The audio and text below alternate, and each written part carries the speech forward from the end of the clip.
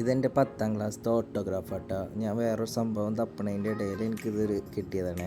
അപ്പോഴാണ് ഞാൻ വിചാരിച്ചൊരു വീഡിയോ ചെയ്യാമെന്ന്. ഇതിൻ്റെ ഉള്ളിൽ എന്താണെന്ന് ഞാൻ കാണിച്ചു തരാം കേട്ടോ.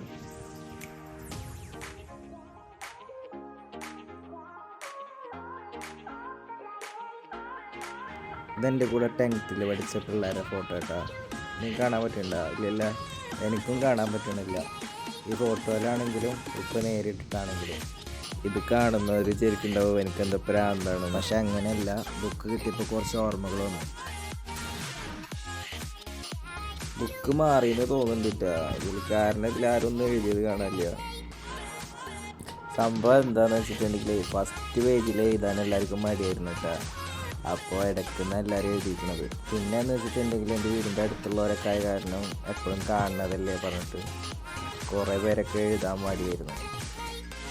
ഇത് കണ്ട, ഞാനൊരു നസ്രിയ ഫാനായിരുന്നു.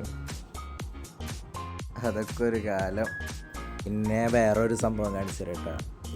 ഇതെൻ്റെ ക്രഷിൻ്റെ ഓട്ടോഗ്രാഫാണ്. അവളൊരു ആസിഫ് അലി ഫാനായിരുന്നു കേട്ടോ. ഞാനൊരു നസ്രിയ ഫാനായിരുന്നു. പിന്നെ ഇതിൽ വേറൊരു സംഭവം കൂടി കാണിച്ചു കേട്ടോ.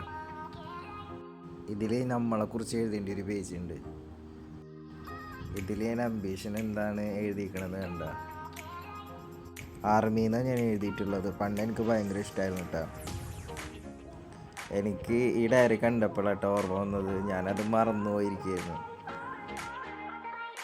എനിക്ക് ആർമിയിൽ ചേരാൻ ഭയങ്കര ഇഷ്ടമായിരുന്നു.